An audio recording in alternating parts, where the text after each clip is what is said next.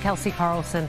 We start tonight with the end of the case against Amy Bach. She is the convicted ringleader of the Feeding Our Future fraud scheme that stole $243 million. Today, she was sentenced to more than 40 years for those crimes. Our Mary McGuire was there as Bach broke into tears in the courtroom. Well, this is the case that put Minnesota in the national spotlight when it comes to fraud. And today, the ringleader of the massive Feeding Our Future fraud scheme learned that she will spend the next 40 years behind bars. Nearly 42 years behind bars and $243 million. That's how long Amy Bach will spend in prison and how much money she will have to pay back for masterminding the massive Feeding Our Future pandemic fraud scheme.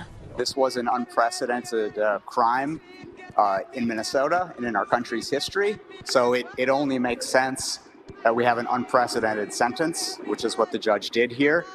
This is what accountability looks like. Bach was found guilty of 7 counts at trial, with prosecutors convincing a jury she recruited food vendors to enroll in the federal child nutrition program under her nonprofit, Feeding Our Future, claiming to serve thousands of meals during the pandemic.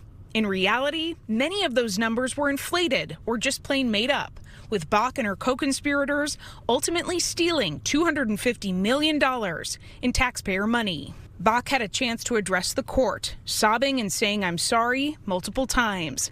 "I understand I failed. I failed the public, my family, everyone," she said. "I believed in the work I was doing. I made mistakes, so many mistakes." But prosecutors said Bach's name was on every fraudulent reimbursement check, adding the scheme was feeding bank accounts, not children. Assistant U.S. Attorney Rebecca Klein saying the state of Minnesota will never be the same because of the actions of Amy Bach.